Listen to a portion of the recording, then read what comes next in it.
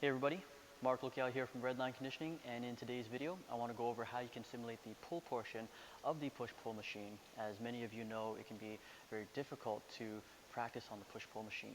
Not a lot of places have regular access to the machine, and in fact there's a lot of places across the country that has no access whatsoever. And so to be able to simulate it is all that we can do to be able to practice before you do your official testing. So the one I'm going to go over right now is going to be using bands, and this is just one particular method. You can also use a cable machine in a gym, which I can actually have a quick video that I can link to in the description below, but this one we're going to be talking about bands. Now with the bands there are a couple options that you can use. There's ones that are like so, that is fully looped around, and then you also got the ones with the handles at the end. I'm more fond of these types of bands than the one with the handles, because I find the ones with the handles that you find in most gyms don't give you enough resistance. But if this is all that you have, then what I would suggest is double or triple them up so it gives you sufficient resistance. The other benefit to actually using the bands compared to using a cable machine, as I briefly mentioned earlier, is with bands you can practice it anywhere. You're not relegated to just one spot. So, if you got a nice day outside, you can take these bands outside, wrap it around a tree, and you can practice your pull technique on that one. If you do have bands that are something like this, I would suggest either using a 1-inch thick band at a bare minimum, but you don't need anything more than 1.5 inches.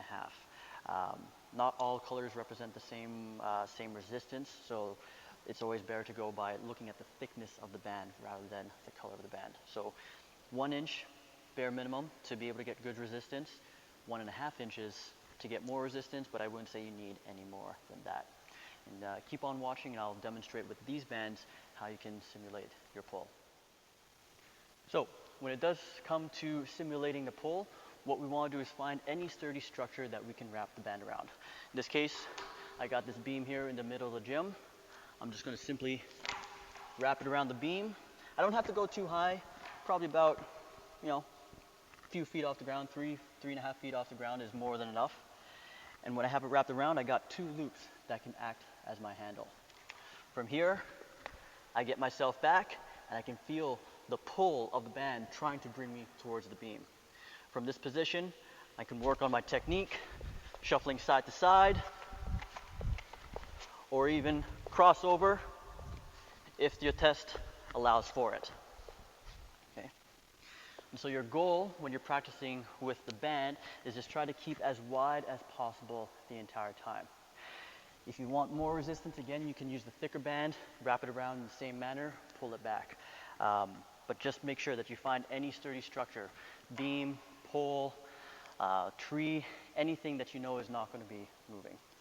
So if you got any questions about that, please feel free to leave a comment below. And if you happen to live in the Lower Mainland, please visit us here in Langley, BC. We run regular training classes for the PARE test and the POPAT test.